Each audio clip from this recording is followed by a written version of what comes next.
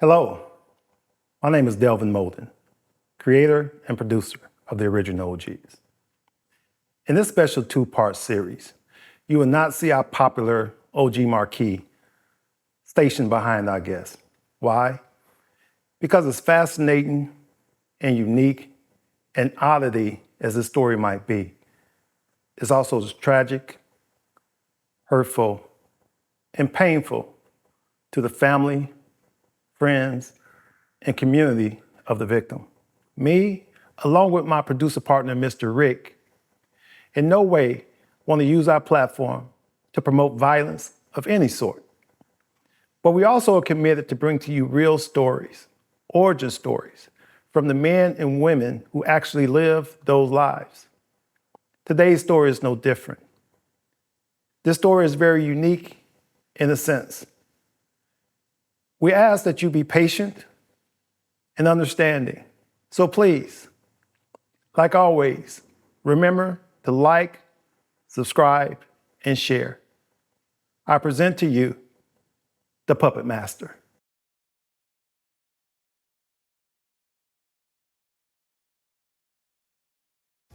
So hear what I say, for it is the truth you see. There can only be one, the original. OG, two letters that define respect. Welcome to the original OGs. I created the original OGs to document the forgotten parts of American history. I want to recognize and give a voice to the men and women that have climbed to the top of their game. Believe me, the men and women that sit in front of this marquee have been authenticated as original OGs. My name is Mr. Rick. Welcome to my world. A world of the originals, the unique. Welcome to the original OGs.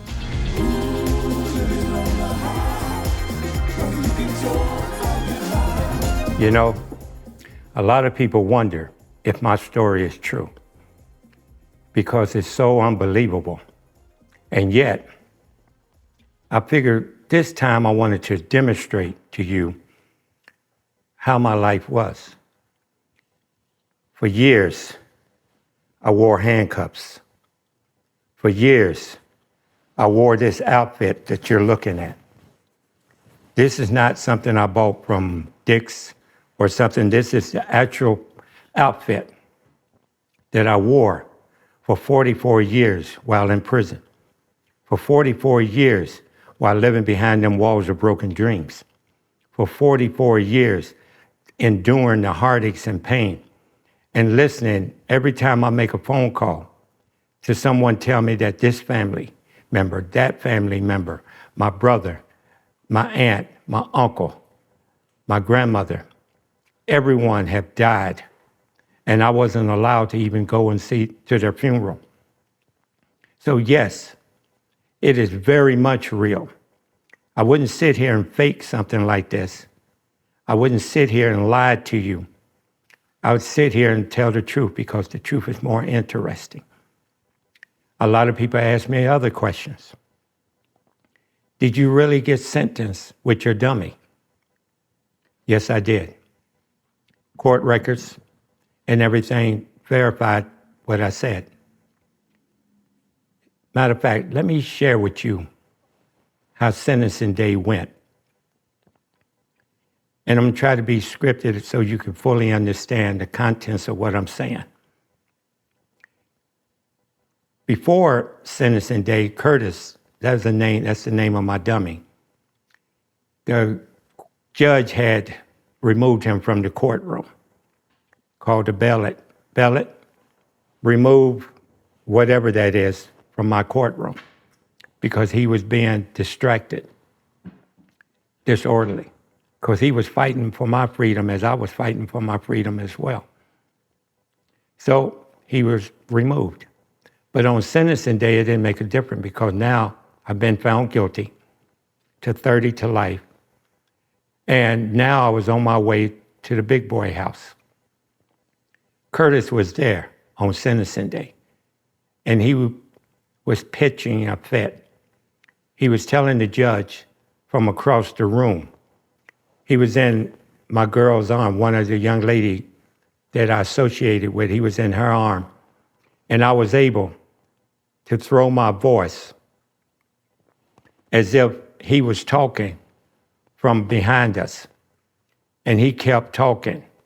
And the judge kept saying, order in the court, but he kept talking. And he kept pleading with the judge to let me go, and that he had committed the crime, and that he wanted to do the time. But the judge said, you know what? I've had enough of this. I've had enough of this.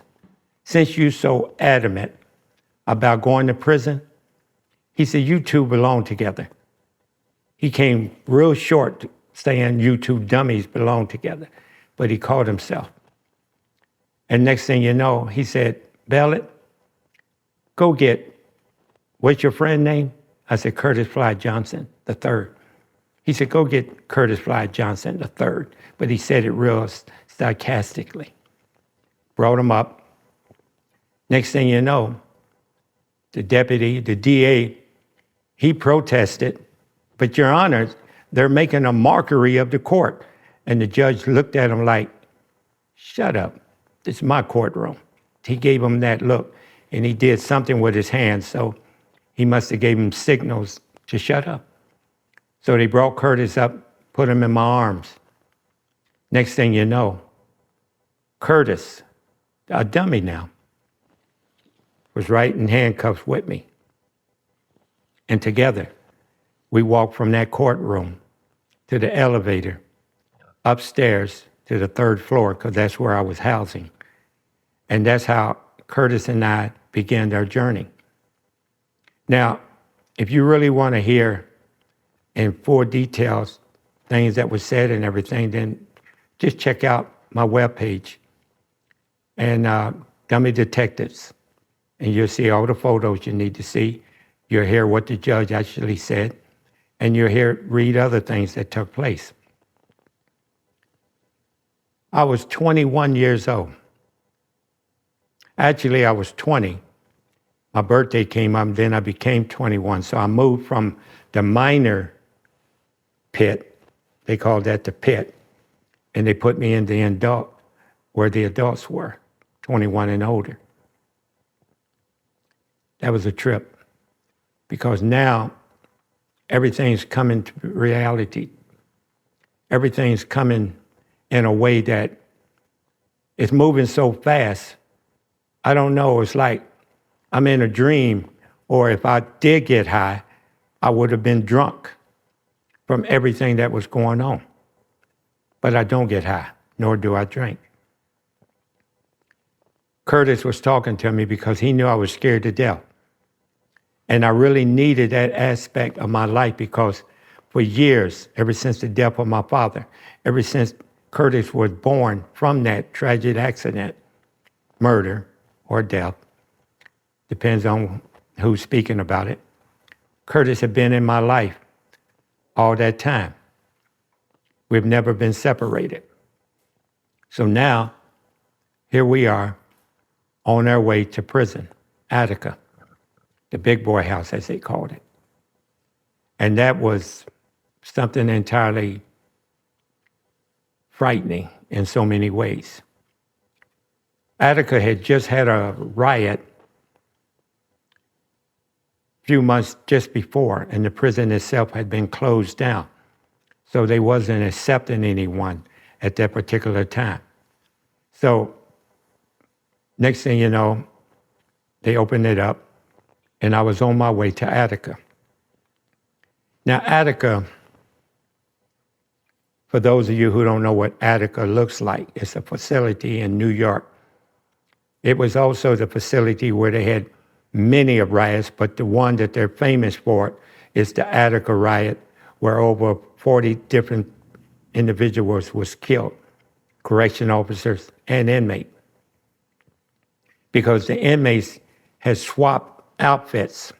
They had outfits on with the COs, so they was hoping to walk out through the confusion and escape that way, but COs were shooting them anyway.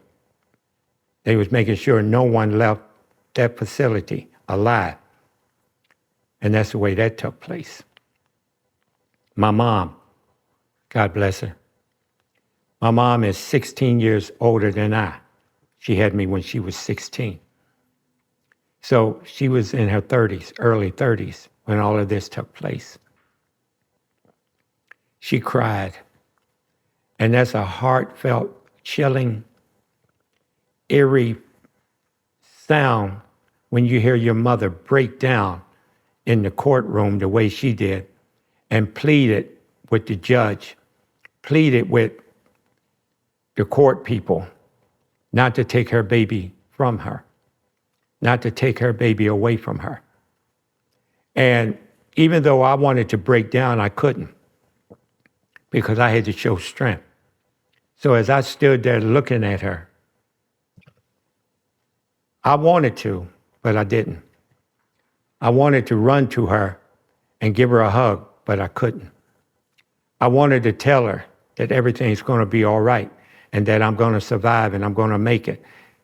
But I didn't have those words to speak to her because I wasn't sure myself if I was going to make it. And even though my main man, my best friend, Curtis, was with me now, I still wasn't sure. That's what happened when you enter into a world that you know nothing about. That's what happened when you find yourself on the way to prison. So to even think for a second that what I experienced is not real, it is real. It is very much real in so many ways. So yes, everything I'm telling you is real. So yes, everything I've experienced over these 44 years that I was incarcerated was real. As I shared with you, after I was going to commit suicide because when we went through everything, they took Curtis from me. And the reason why, because they wanted to x-ray him, make sure there was no weapons, make sure there was no explosive. They wanted to make sure there was nothing inside of him that I could use to escape.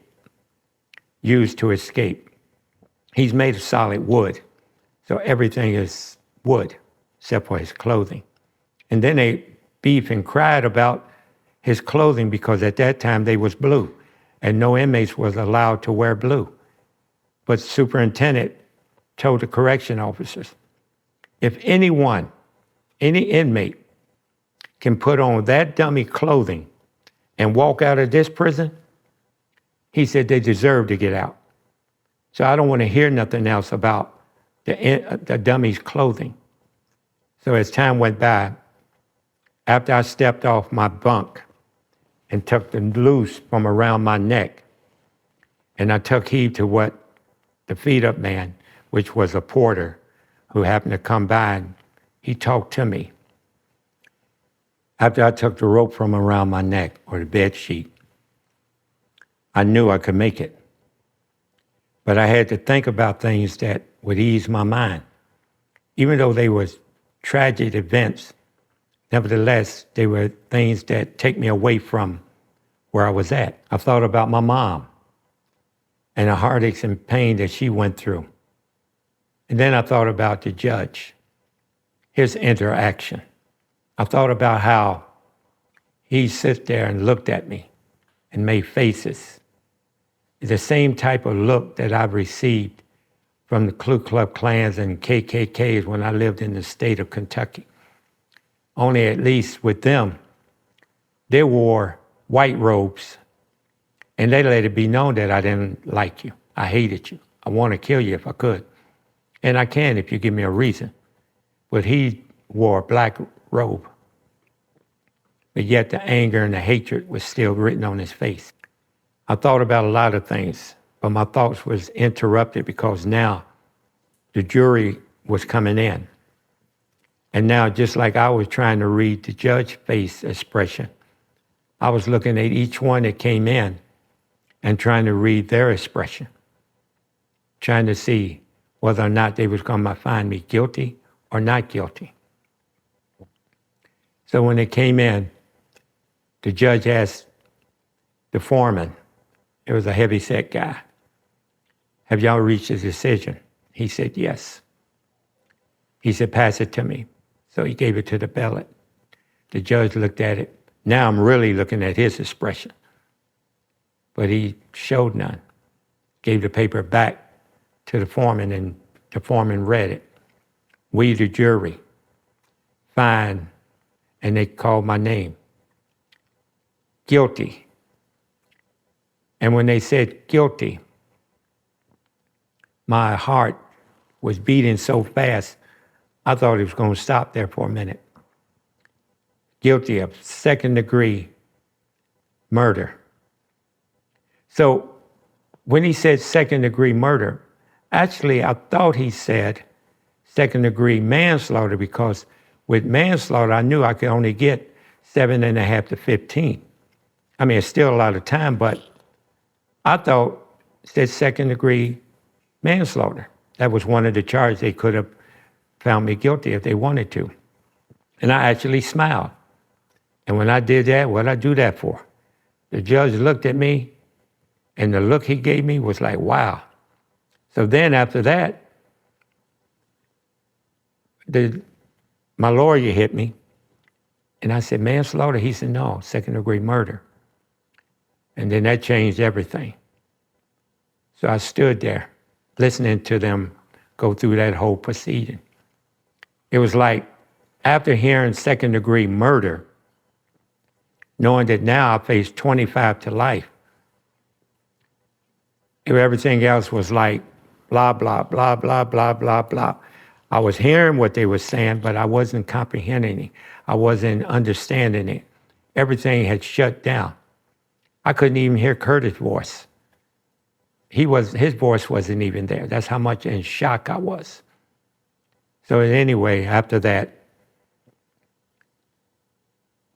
they turned around and said, all right, remanded me back to the court upstairs where I went. And then they gave a sentencing date. After all of that, I'm sitting on the bed. I'm no longer crying, because everything my father had taught me, everything I had been through about a man should not cry, a man should not show weakness, I pulled myself together, because now Curtis was talking to me. He said, man, if they hear you in here crying like a little bitch, next thing you know, they're going to make you into a bitch. And that was running through my head. Even though they hadn't given them back to me yet, but still the connection there, I could still hear his thoughts or hear his words. So I dried my eyes. I pulled myself together. And that's how that took place. Once I pulled myself together, and it took them a week later before they actually gave me Curtis. Now, once they gave me Curtis, that was like making me whole again. Two halves coming together. And now I knew with him in my arms, I could handle anything. I didn't care who the biggest, baddest gangster individual inside the prison was. As long as I had Curtis with me, I had confidence in myself.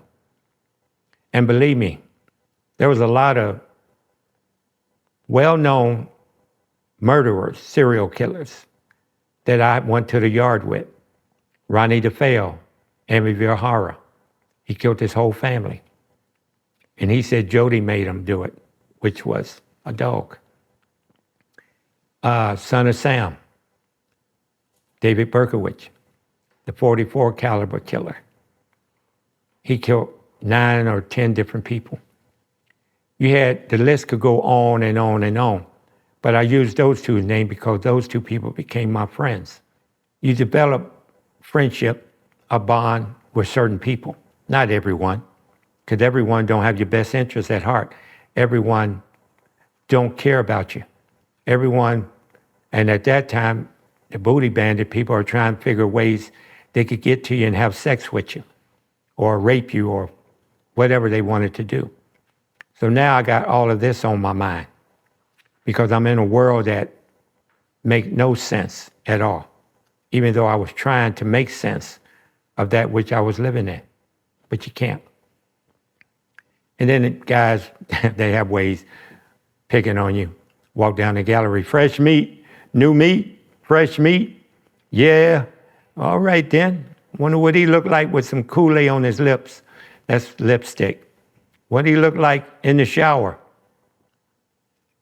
Yeah, well, you hear all of that. But Curtis, being the way he was, when they make a comment, he made a comment back. What do you look like with blood running out of you?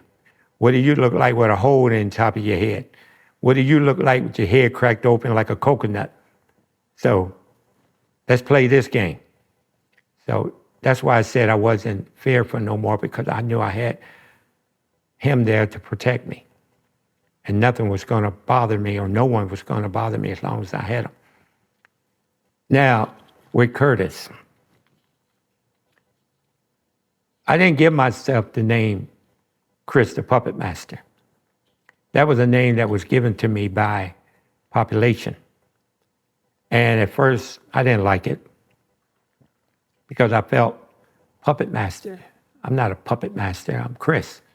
And I still had that pimpish frame of mind. I'm a player, I'm a pimp. I'm not a puppet master. But as time went by, I accepted it.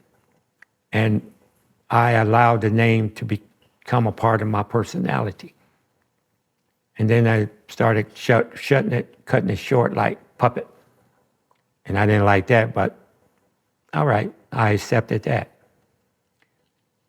Walking the yard with a dummy in your arm was crazy.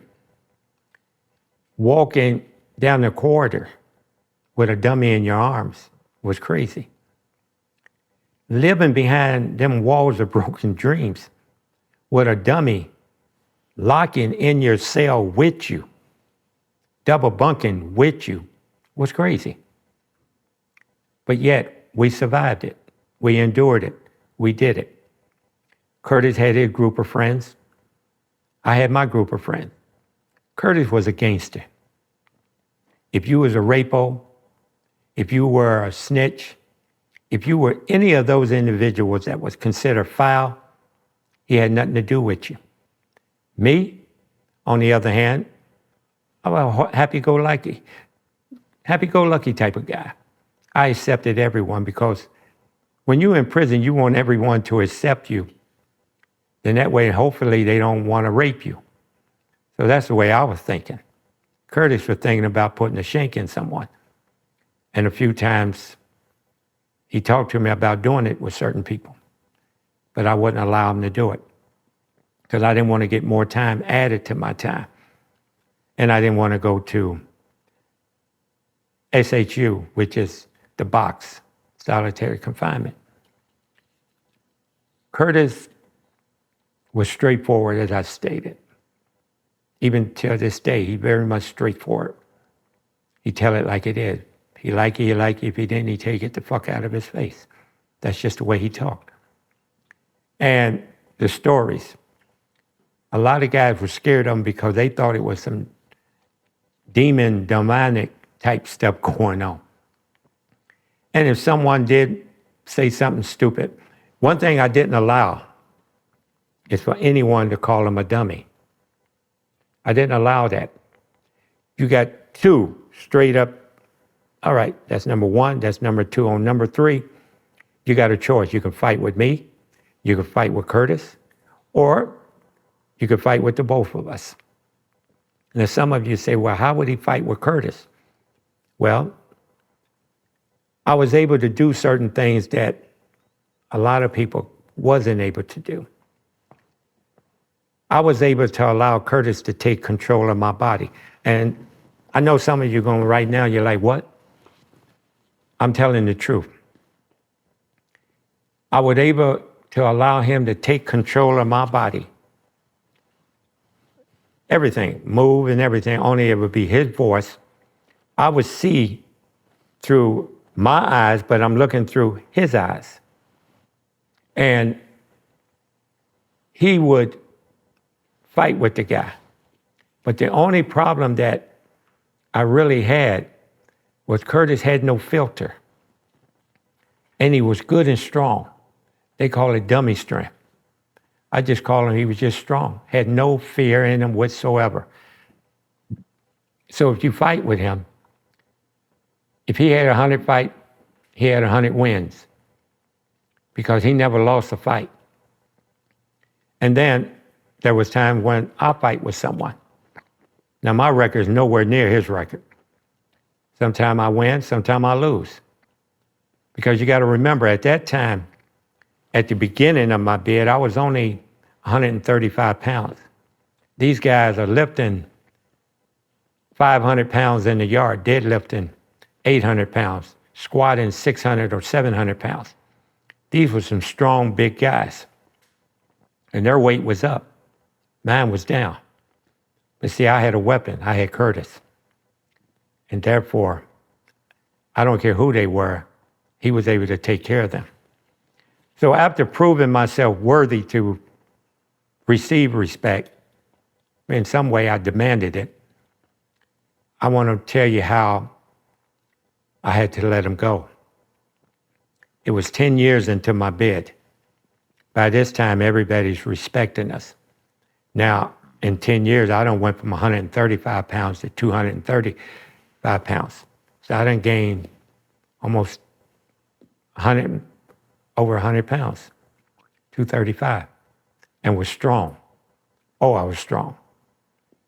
And respected.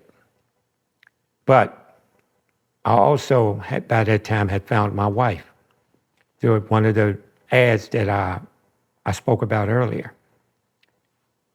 But this one was a newspaper article also that I wrote. And I wrote an article in there called The Real Prison. And I spoke on that. And that's what touched her. But next thing you know, the pimp part of me, the player part of me, the foolish part of me started looking at this woman in a different light. Because even though I had been in prison 10 years, I still hadn't learned too much of anything. But after a while, I started learning. I started putting myself in different other people's predicament. And I thought about the death of my father and how I felt. I thought about different other things, death of loved ones and how I felt. Now, a lot of my friends, like I had spoke about, Kurt, Ronnie DeFeo, Son of Sam, Joe, Mad Dog Sullivan, a lot of different ones, even the Preppy Killer. He was my friend too. Larry Davis, my friends. All of these was friends of mine. And we was able to talk with each other because we didn't have to front with one another. We was real as we shared our story. And each one had a story. Boy, did they have a story. And we spoke to each other real because they knew that whatever they shared with me, I would keep it between them and I, or I and them. I know things about Son of Sam that I would never share with anyone. Until this day, he is still a friend of mine. I know things about Ronnie DeFeo. Good things, bad things. Actually, I was even his best friend and best man at his wedding. As I bring this to an end, I would like to share with you certain things because one thing is we can never relive what we've already lost. Once it's gone, it's gone. I would like to take you down memory lane just a little bit. This here is a photo of me when I was so-called pimping. Young, handsome. I had an afro like Michael Jackson. And I took pride in my afro. That's before the Jerry curls and all that other stuff came out. But nevertheless, this was me. This was me then. This is me now. Me at 16. Me now at 66. This here is my mom. That's my mom. Like I said, she's 16 years older than me, but that's my mom. We look alike. But anyway, next picture I'd like to share with you. Picture of my son. He was only 4 months old when I went to incarcerated, when I went to prison. Boy, that afro, every time I see that afro, I say, wow, I had an afro. And that was my son. I'm not going to call him by name, but he was 4 months old. So when I got out of prison, he's 44 years old. And the relationship that he and I have, well, we're still working on it because he still blamed me. He was put in a foster home after I was incarcerated. And he grew up and he was abused and he went through hell in a foster home. So a lot of foster homes are not good homes. And because he was mixed, he looked white, but he act black. They tried to beat the black out of him. So he went through hell. And that was my fault. Because if I'd have stayed out, I'd have been able to raise him. But then again, I think about it this way. If I'd have raised him, I'd have wanted him to be a pimp. And I'm glad I didn't raise him. So he became a better man without me than with me. While I was in prison, the Rochester Democrat and Chronicle, they did a newspaper article with me. And they came down and took us in a room, Curtis, and they wrote an article called The Making of a Murderer. That was the article. And that was the picture. It's in black and white of Curtis. And you can't really see it, but that's a blue outfit that he got on. That's what I was talking about, the blue. And that's Curtis Fly Johnson. All right. Matter of fact, in this next picture, you can see it. My wife and I, we was on festivals. And all the kids loved Curtis because to them, he was a kid. And this would see the brick walls. The brick walls are prison walls with gun towers and guys up there with guns ready to shoot anyone that tried to go over them walls. But that was Curtis. And them little kids, they done grew up now and got kids of their own. And that was my wife, you know, and she was much younger then. But that's Curtis and I there. In this picture, older picture. I mean, actually years, 60, I'm 66 in this picture. And that's my whole crew. 66. It's hard to me believe that I'm that age. But when I look at pictures of my younger self and then my older self, I see the difference. But that's my boys. Racist Larry, who's not racist. Playboy, Uncle Walter, and Curtis Fly Johnson. This here, these are the IDs that they give you when you're first incarcerated. This ID here, it was given to me. Look how young I was. Now this next ID, it was given to me the day I was released, June 2nd, 2022. That's when I was released. That's when the parole board, after 8 appearances, finally let me go. They made me do another 14 years more. That's how I ended up with 44 years. I thought it would be, since I'm wearing a prison outfit and since I'm showing prison pictures, I thought it would be nice of me to read to you. This is my parole decision, the last one that was given to me. And it says, open date, earliest release date, 6/30/2022. But they gave me, or earlier, but they gave me an earlier date, almost 28 days earlier, because I got out June 2nd, 2022.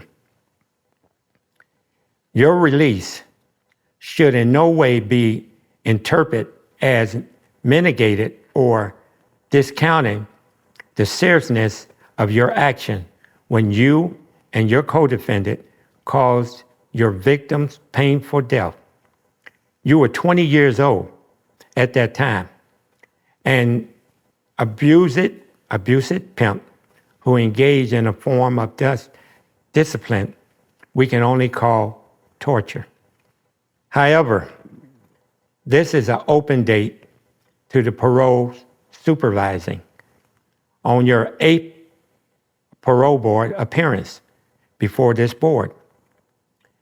In large part, on all relevant factors under the law to be considered, including, but not limited to, your sentence of 30 years to life, for which you have served over 44 years. Your lack of prior criminal history, I had no criminal history. Your lack of substance abuse history, I used no drugs or alcohol. Your low risk compass score. Low risk compass score is when it's a way for them to say, we feel that he'll go out and do this, or we feel that he won't do something. And they base their decision on that. Your case plan reflecting accomplishment, your institutional goals, your good behavior, discipline record. I had went 22 years without an infraction. I had 9 infractions total during the 44 years that I was incarcerated. Some people get 9 a week. Okay. Your education achievement. I gained my GED, and then I became a facilitator of all the therapeutic programs, educational program, family networking, all the positive programs. I became a part of it. Not only did I become a part of it, I became facilitator. And I did that for years because I wanted to know how to live a life without crime and how to live a life as a productive citizen. Your case plans reflect that you have written and published several books, 20 books in all. Incarcerated at the age of 20. You're now 64 because I've been out 2 years. I was 64 when they released me. Your mental health. I had no mental health. Your performance during the interview, including your insight, rehabilitation, and during your questioning. And they questioned me over and over and over. The sentencing minutes and representation from your lawyers and positive communication from other staff members that you have worked under and worked with. Your expression of remorse and the position of trust that you are assigned in the facility, including ILC, which is Inmate Liaison Committee, and mentor to other students, other convicts, and different other programs. You received over 300 letters of support. You received various attorneys over the years, most recently from the SUNY School of Law, and numerous of other letters where everyone, family, your wife, your mom, your children, and the Christian faith, where everyone have supported you and stated that you were not the same man that you were. Given the above, the panel believed your rehabilitation is completed and that your release is compatible with the public safety and the welfare of society. In other words, the handcuff was taken off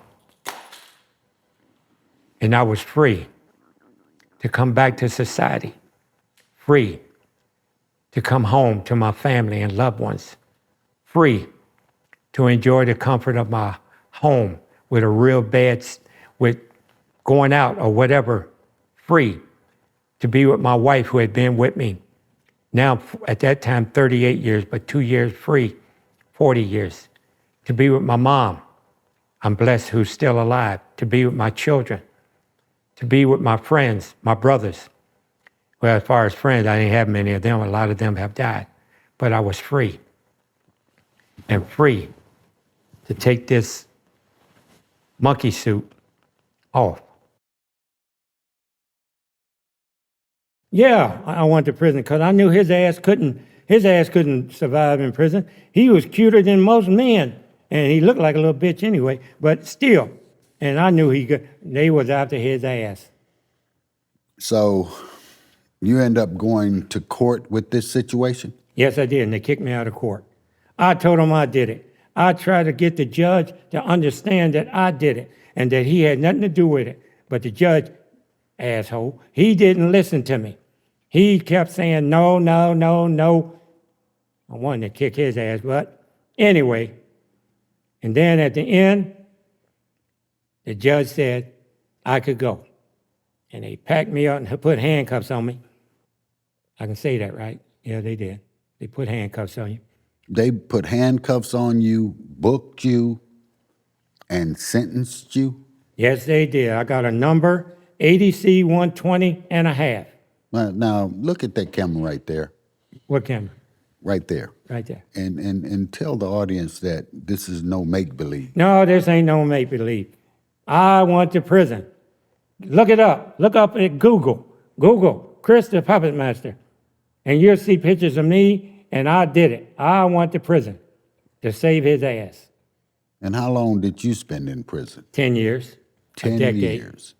And why did you not spend as much time? They said, well, they called me to the superintendent office. Now, by that time, a lot of things have changed. Bloods and gang members.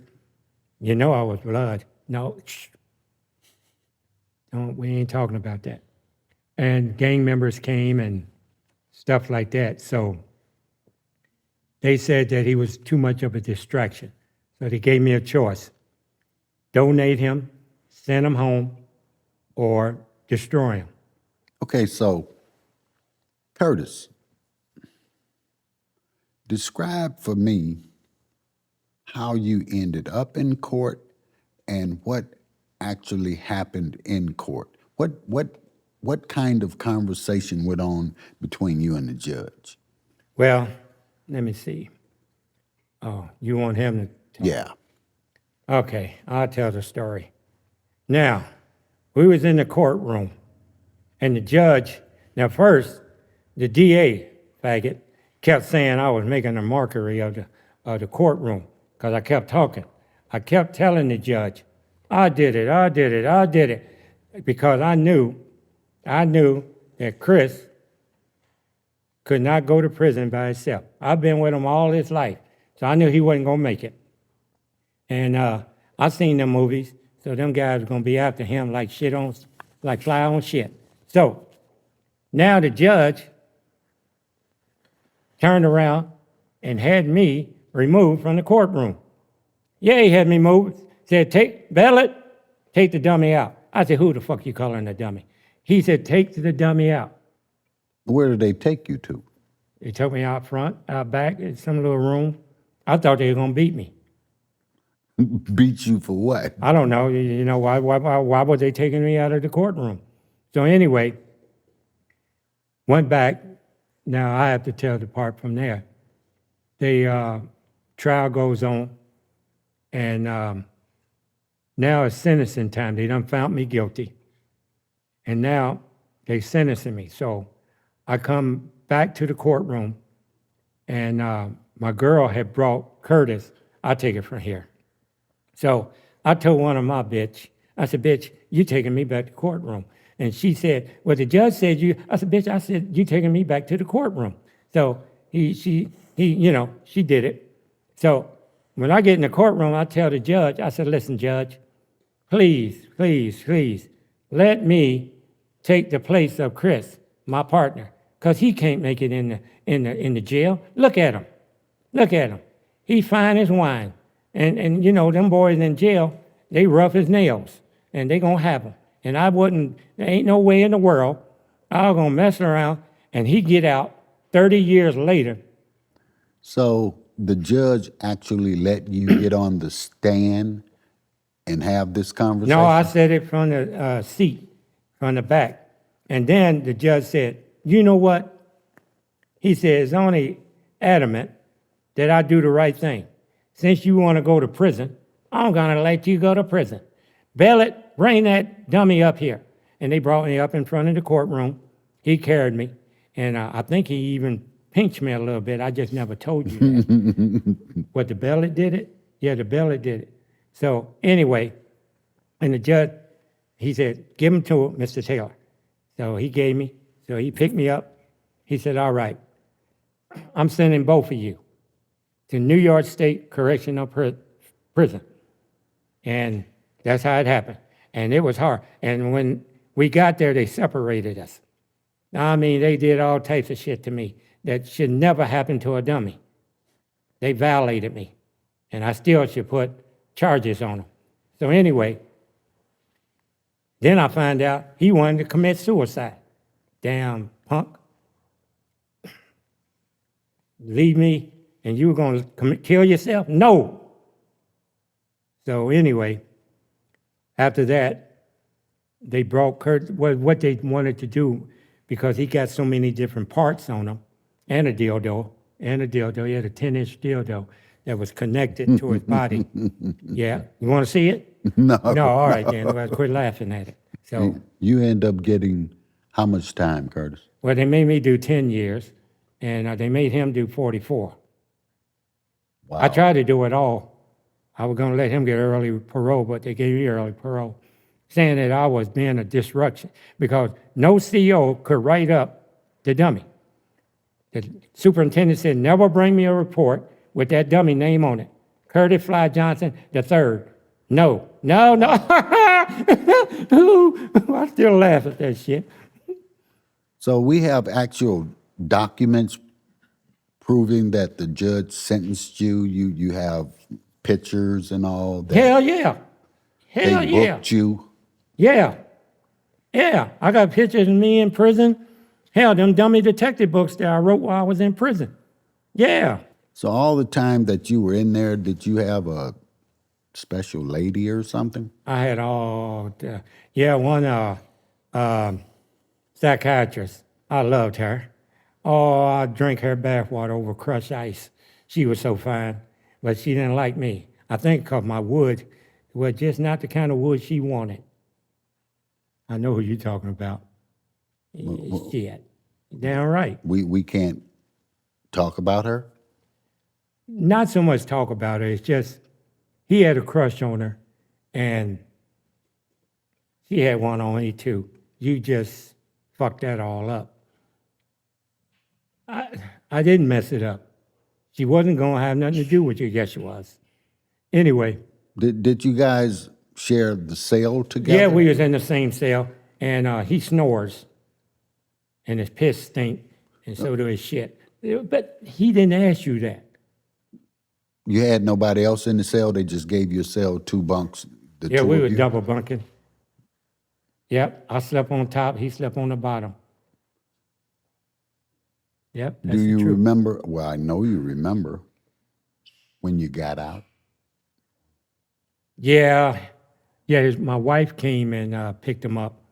It was a sad day. Sad. Sad. So sad. You've been in the same body all this time? Yeah, damn near was the same clothes. He just bought me some new clothes last week. Damn. So, do you have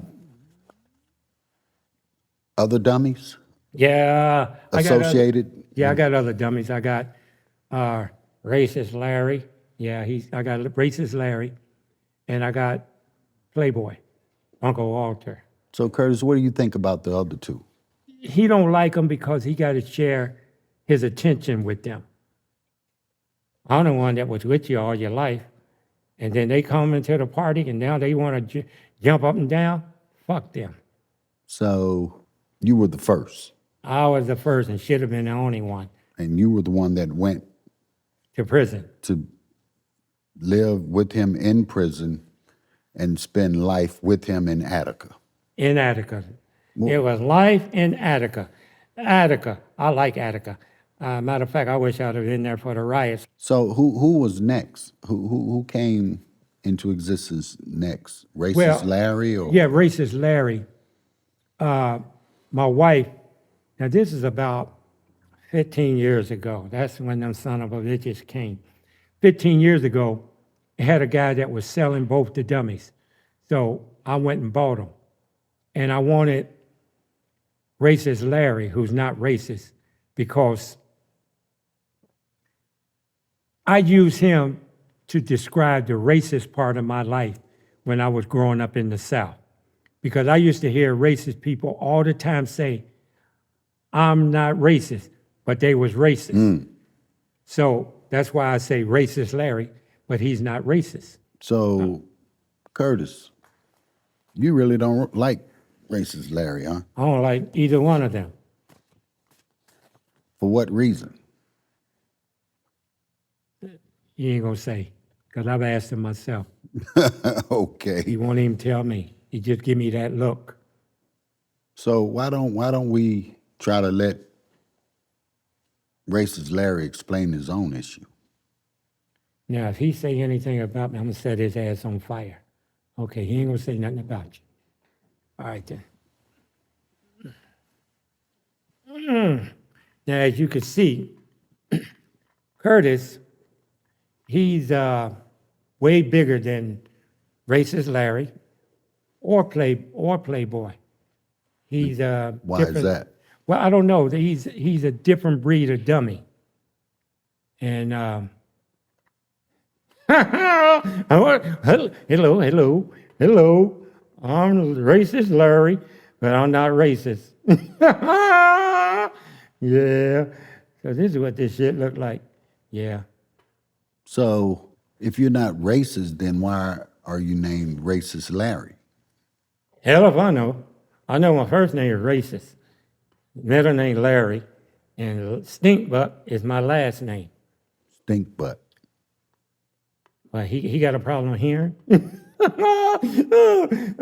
Most black people do. See that? So You're getting racist again. so what clicked you to make Racist Larry manifest? Well, when my wife told me that she seen on, it was Craigslist,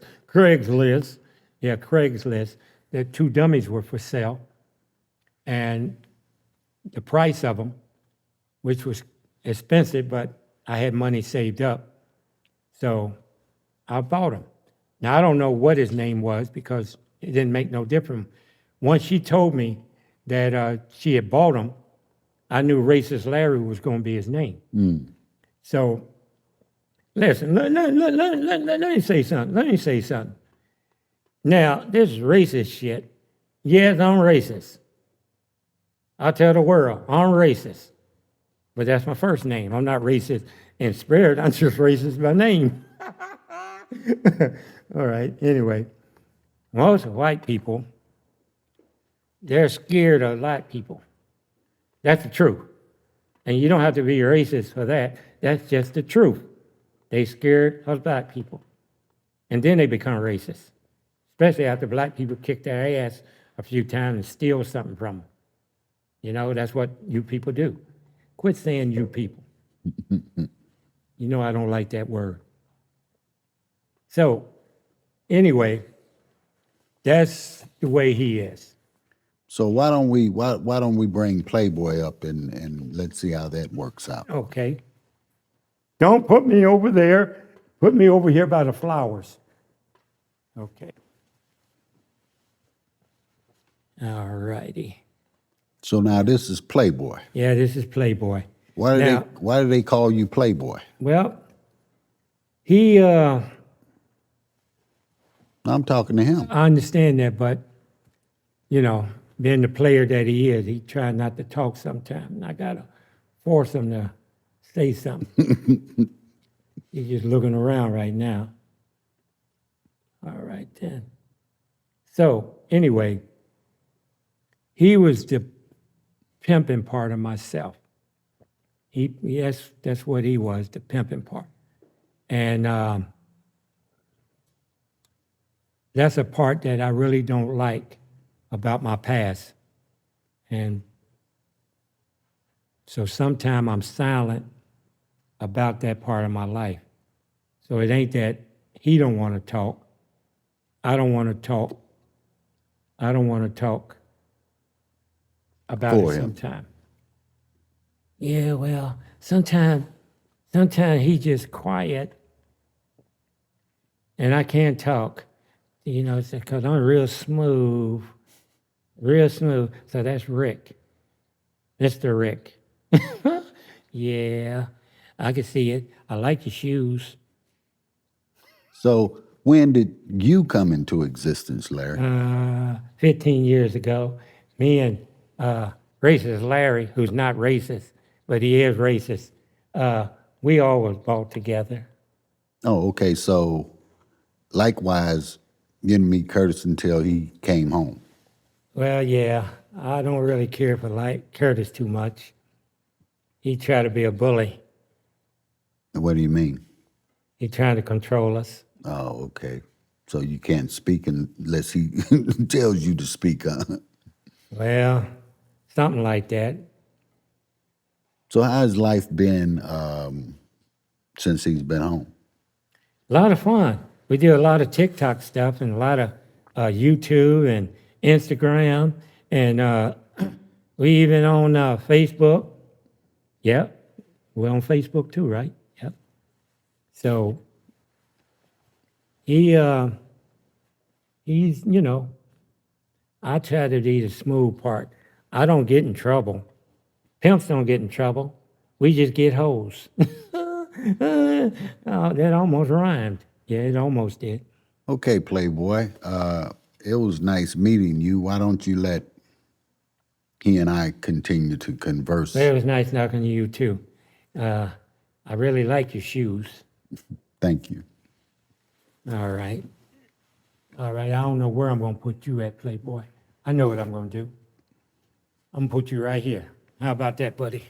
Okay, so we've met the dummies. We've met them all in, I don't know if we can say all in fun or all in medical science or however, either or we met them. But there's a part of this that I want to take a journey on with you without making it ugly and respecting the fact that someone did lose their life, you know, and we want to look at that as comfortably as we can without being disrespectful or not mindful of what actually occurred. And I agree with you. The reason why, all right, these dummies, at one time I wouldn't call them dummies. Mm-hmm. Even though I had never held the other two, but still their personality and everything was within my mind. Correct. So just like Curtis was within my mind before I actually got him a body. But the seriousness, I don't want people to think that I'm still suffering behind schizophrenia. I'm still suffering behind the death of my father. And I'm still suffering behind the beatings and my childhood raising. No, I've gotten past that. Mm. The only thing that still bothers me, and I don't know if I ever will get past it, is causing the death of someone who didn't need to die or who didn't want to die. Understand what I'm saying? I deal with this every day. and I tried to make amends, but I can't make amends because her family, her children,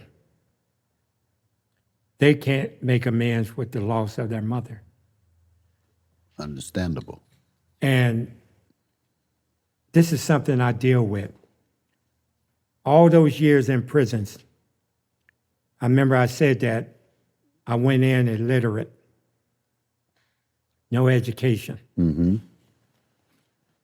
Once I stepped off that bed, took that noose from around my neck, I changed my life. And even though Curtis was with me then at that time for 10 years, I really didn't change my life until I learned what love was about. That's when I met my wife in '84. And she and I have been together 40 years. So what I'm getting up to is this. I didn't know what love was. Mm-hmm. I didn't know how to love. I knew how to act a fool. I knew how to put on a show. I knew how to cause discomfort or even bring pleasure to women and never bring pleasure to myself. Mm-hmm. It was all about them. Those years of being mistreated and being beaten and all of that did its job on me. But no more of a job than I did on myself. Right. Once I learned all these therapeutic different programs, I learned what it meant to be a father because I took parenting class. I learned what it be to be a community leader because I started running all these different therapeutic programs. So I did all of this because I really needed to learn how to become a human being and how to put aside multi-personalities, dummies, and all of that, how to put that to the side. But what I really needed and wanted to do was learn how to grieve over what I did. Mm-hmm. I wanted to find forgiveness in what I did. I lost my father at a young age. They lost their mother at a young age. They grew up without their mother. I grew up without my father. So I can relate to them what they went through, even though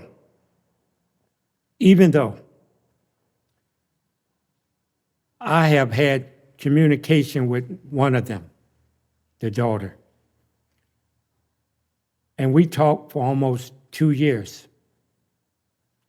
She wanted to come up and visit me because she needed closure. She wanted to hear from me what happened that night. She wanted to hear from me how I felt. She wanted to hear from me why her mother was in that type of lifestyle. These was answers that her grandmother, her grandfather, her aunts, uncles, and friends couldn't answer. Mm-hmm. So she sought me out and wanted to learn this from me. And I wanted to share with her so much I wanted to. But under the advice of lawyers and then the Department of Correction, I wasn't allowed to do it. And I was coming up on my parole boards. And even though I kept getting hit, I went to 8 different parole boards. Mm. That's how come 30 to life turned into 44 years to life. Mm. And so I wrote it all out in a letter to her, explaining what took place that night. Well, And hear me out, because I have to say this, because I'm quite sure she's going to be watching it. Mm-hmm. And I'm looking at the camera. Everything I wrote in the letter to you, I was sincere about it. Everything I told you, I was sincere about it. Everything that I've done from that point to this point is in honor of your mother.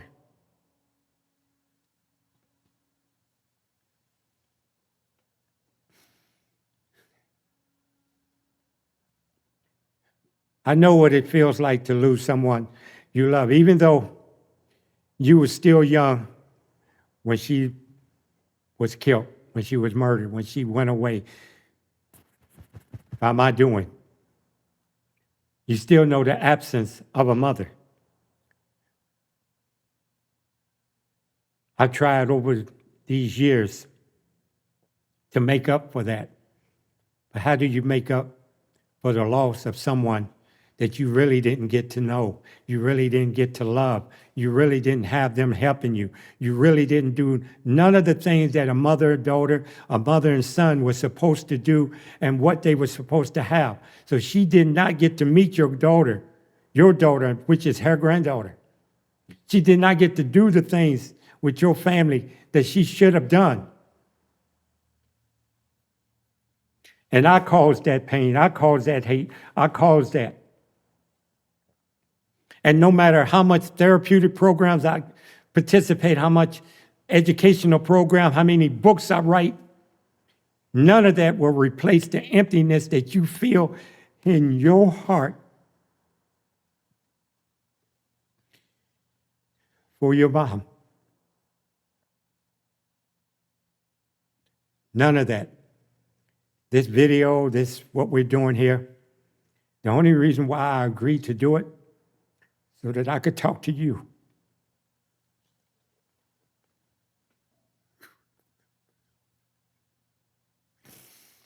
I wanted to let you know how sorry I am, and I can't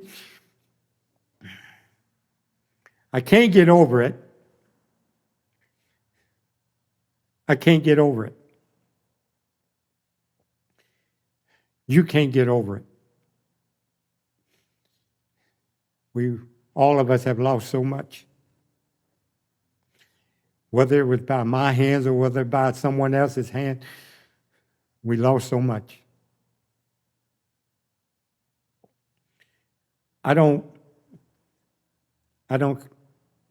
pimping and stuff. That was a lifestyle that I chose to be a part of. Never again would I promote it. And even though we're doing the OGs, doing this whole thing, I haven't really talked about the pimping part because I don't want to talk about the pimping part. What I'm doing now is talking to you.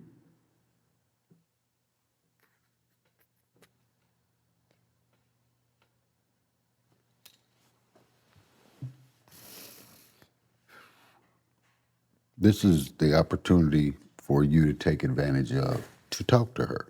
This is something you've been wanting to say, and we want to give you the opportunity to say it and express it with as much time as you need to express it. Let me say this too. You and your brother. I've said it before, and I'm going to keep saying it because it's the honest God truth. I'm at fault. Yes, I caused the death of your mother. I did that. But was it intentional? No. I did not intend to do it. I did not set out like I was some type of crazy-ass murderer or wanted to kill somebody. I've never killed nobody before. I never caused nobody that type of harm. And I definitely didn't want to do that to her or anyone. What I wrote to you in your letters and explained to you how it happened, that's the way it happened. Now I have children of my own. When that happened, I didn't have no children of my own. So I know what it is to be a father, to be a parent. And I know what it is to want your children. Just like I know what you feel to want your mother, to want your parents. And regardless of what lifestyle they chose, it doesn't take away the fact that she gave you birth. She gave you birth.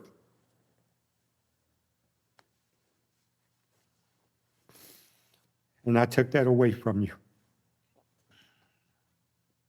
So these clothes, the dummies, that's why I'm selling them. I'm hoping somebody will buy them from me. If they don't buy them from me, then I'm going to find some kind of way I'll donate them to this museum they got in Kentucky. I don't want to have nothing to do with them. I just want to continue living my life as the man I should have been before all of this took place. You told me once, you said, I don't hate you. No.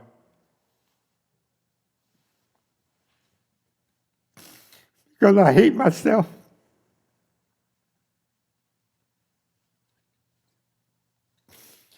I hate myself.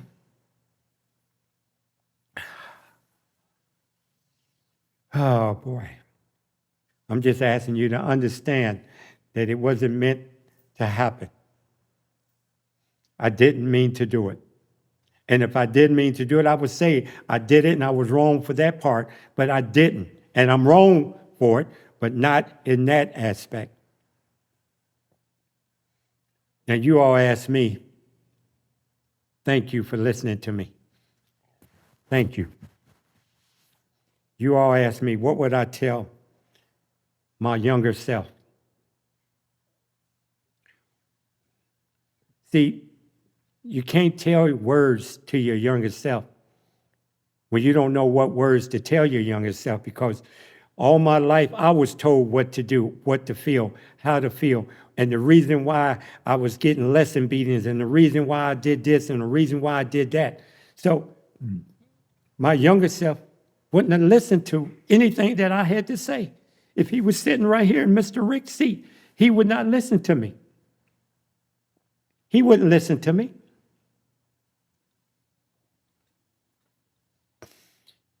Because he didn't know how to listen. He didn't know how to listen. He knew how to do, but he didn't know how to listen. He didn't know how to love. He knew how to take beatings and not cry. He knew how to do. This is what he knew. Now I know entirely different.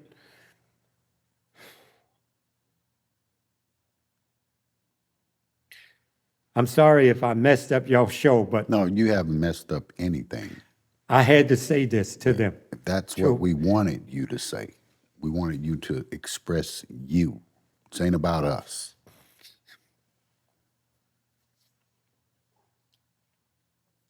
So there's no need in talking to my younger self, because that part of me is dead. I honor your death of your mother by doing right, by working with people, helping people. That's how I honor her. Not by killing myself.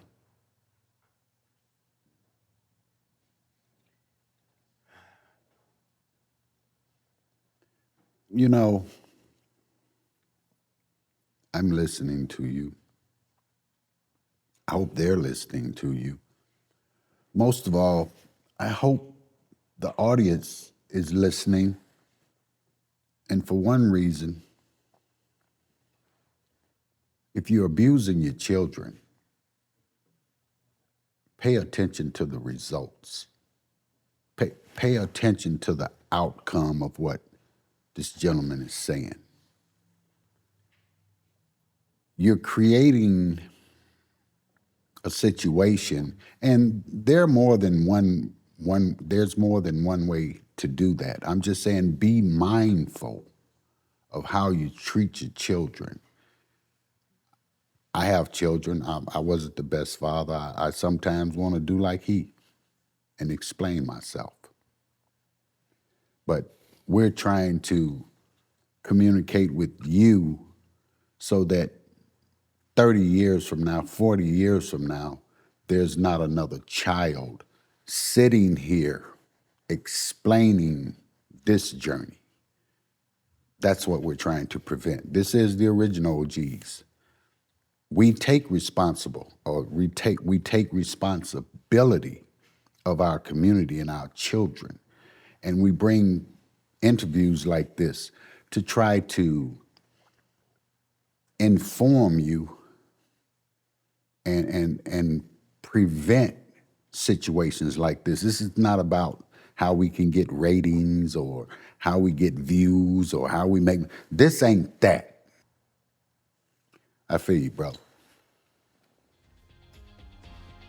I hope you feel us. We have created this show so that men and women alike can come forward and tell their truth. If you have people that you believe to be an OG, go into the comment section, write us, let us know where to find the history so that we can authenticate it, bring them on the show, tell their story so that we can add to the American history.